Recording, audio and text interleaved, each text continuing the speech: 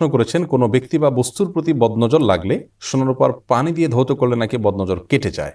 এ সম্পর্কে ইসলাম কি বলে? প্রিয় বোন আমার, প্রথম কথা হলো যে বদনজরের বিষয়ে ইসলাম শরীয়তের দৃষ্টিভঙ্গি কি এ সম্পর্কে আমরা সহিহ মুসলিম একটি হাদিসে দেখতে পাই। নবী সাল্লাল্লাহু আলাইহি সাল্লাম বলেছেন, আল আইনু হাক্কুন, অর্থাৎ কোনো সৃষ্টি, কোনো কিছু বা কোনো মানুষকে দেখে কেউ খুব বেশি অভিভূত হয়ে আগ্রাসী দৃষ্টিতে দেখলে বা রাক্ষসে ভাব নিয়ে দেখলে বা হিংসাত্মক দৃষ্টি থেকে দেখলে এটাকে বদনজর বলা হয়। এই বদনজরের প্রভাবে বা এই ধরনের দৃষ্টির প্রভাবে ওই ব্যক্তি বা বস্তু ক্ষতিগ্রস্ত হতে পারেন, ইসলাম শরীয়ত সেটি বিশ্বাস করে এবং এর বাস্তবতা রয়েছে। এই বদনজর যদি কোনো ব্যক্তি বা বস্তুর প্রতি কারোর হয়, তাহলে সেক্ষেত্রে আমাদের করণীয় কি?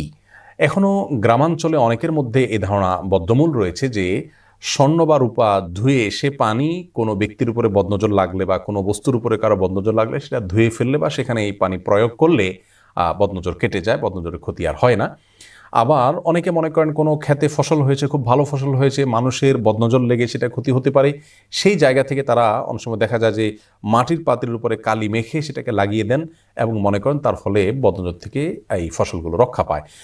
আসলে সেখানে অনেকে মনে করেন যে মাটির পাতিলের উপরে যখন কালি মেখে দেওয়া হবে তখন এই কালো কুৎসিত জিনিসটা দেখে ওই ফসলের সৌন্দর্যের প্রতি যে অভিভূত হওয়া সেটি মানুষের থাকবে না এবং